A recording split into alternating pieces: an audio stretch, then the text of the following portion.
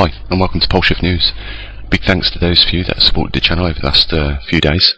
You know who you are. I don't think there's any need to go any further than that, but say thanks. I think there's a general misconception with the understanding of magnetism. And the reason why I say that, there'll be a little experiment I'll show you with a couple of magnets in a minute, just to rebut what I've been saying about the poles breaking apart over the northern hemisphere.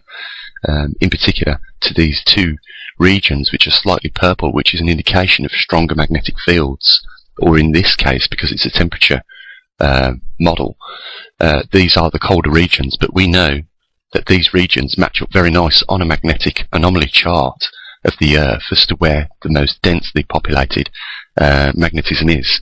So yes, it is cold on this chart in those regions than any other place, but it's also where the magnetic fields are stronger. You'll note in this region here, a couple of years ago, it was more over here, these two regions, and over here. And yes, we've still got this region in the middle, which is warmer, and that's an indication of where the magnetic fields are weaker. And that is why I suggested a few years ago now that the poles were actually breaking apart. But the misconception I'm talking about is the way we measure magnetism. You see, Earth, on whole, it has a very weak, according to scientists and their measurements, a weak amount of Tesla. Or that's the measurement that they use to measure the magnetic field strength. But let's put it in simpler terms. If you was in your house, you had a compass and you had a small magnet. If you brought the small compass to the magnet, it would deflect the needle. And that would be an indication of the magnet in your hand probably is more influential on the compass, and therefore must be an indication then that the magnetism within the magnet is much stronger than the actual magnetic field of the Earth. But it's completely misunderstood. You see, if you was to walk to the other end of your room with that magnet in your hand, it would no longer affect the magnet, the compass. So something else is going on. And what I think is going on is, I think we are not understanding magnetism quite very well. I think if we looked at magnetism more in the lines of electricity, which is a form of magnetism in any case, but there seems to be this big division between the two, magnetism and electromagnetism, we would be understanding a little bit more what's going on. I think you'll agree with me on this. If I say, yes, it's a weak magnet or magnetic force the Earth is, and it can be overcome by a smaller magnet with more field strength in a close proximity. But overall, the Earth's magnetic field and strength is much more greater. And the best way, I think, to understand this is in the terms as we understand electricity. We measure electricity in volts as well as amps. Now, if I said the Earth has very little volts, and that's why you're able to influence it with a smaller magnet, yet it is hugely powered by amps, I think that would give us a better understanding of what's actually going on. I just wanted to share these thoughts with you because these are the things that I sometimes, give a bit of time to think about. The other one I wasn't intending on doing a video today, but the other one that I was thinking about was the actual dynamo that generates the Earth's magnetic field. And, at the moment we've got a separation going over the North Pole at the moment, as well as being in a pole migration. But what is actually going on in the Earth's dynamo to create such effects as what we're seeing? What actually fails during, or changes during a magnetic pole reversal? And here's another thing. We, through the experiments that I've done on this channel over the years, we found that, magnetic material loses its ability to be strong magnetic material if it gets hotter. In fact, on one experiment I introduced a neodymium magnet, which are very strong magnets, into a fire, and we got it almost red hot. When we brought the neodymium magnet out of the fire, let it cool down, it had no influence whatsoever on a compass when we brought it in its proximity. So we learned from that fact that, extreme heat will diminish the ability of material to hold on to its magnetic ability.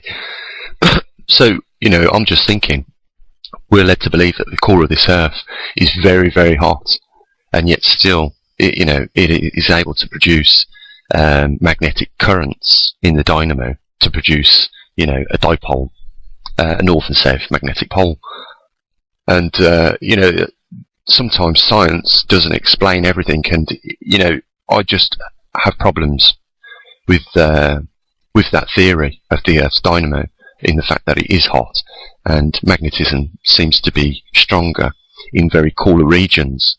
And, for instance, if we look at the North and the South Pole on this Earth, we find that not only are these the poles of the Earth, but they're also the regions where we have the Arctic and the Antarctic, and they're very, very cold regions, generally throughout the whole year. And not only that, these are the regions where the rotational axes are. Now, I think that there is a link between the rotational axis, the temperature, as well as, the field strength for the magnetism around that pole. So, with the current model of what we're led to believe, and it is, at the end of the day, a theory, and even on the basis of that theory, scientists have failed. I know people are going to say, oh, no, look at this experiment here, it is an experiment. They've failed.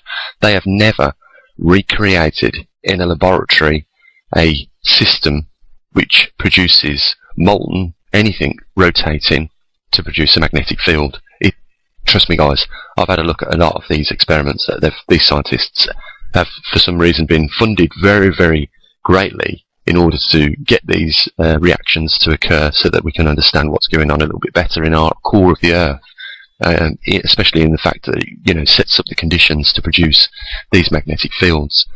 Despite the theory and the failed attempts in laboratories to recreate this, it's still a big mystery. So there could be something else that sets up the conditions for this planet to have a magnetic pole. So just to wrap up this video then, guys, we've got less than 40 days more of the Earth tilting to give us the winter season over the northern hemisphere.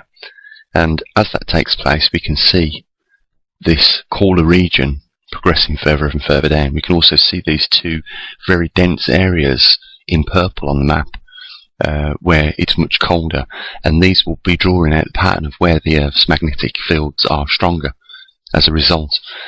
So, we're going to see more and more stories, basically, of massive crop failure in those regions closer to the equatorial places on the Earth, such as those South China Islands, as we did last year.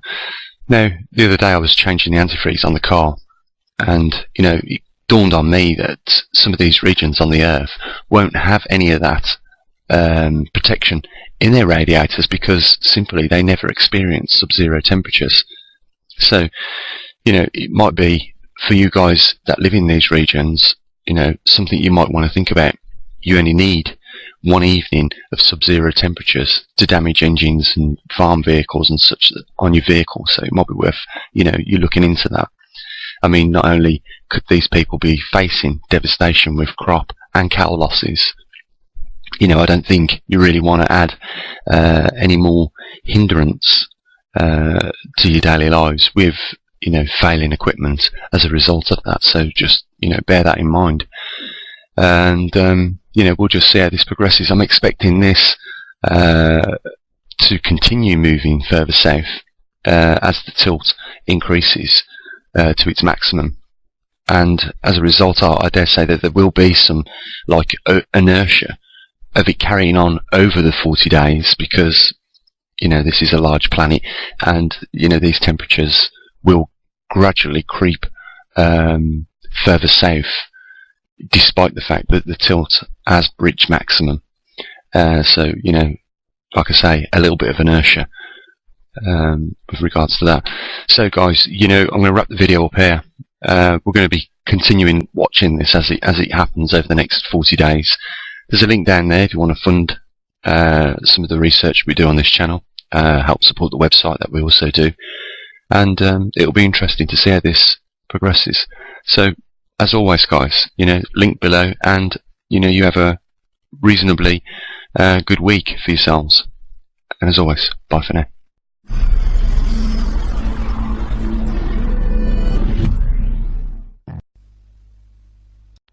Hi, and welcome to Poleshift News.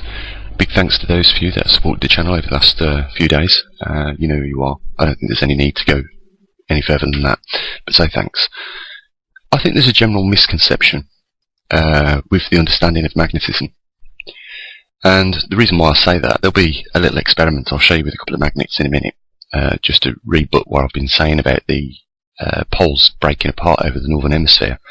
In particular to these two regions which are slightly purple, which is an indication of stronger magnetic fields, or in this case, because it's a temperature model, these are the colder regions, but we know that these regions match up very nice on a magnetic anomaly chart of the Earth as to where the most densely populated magnetism is.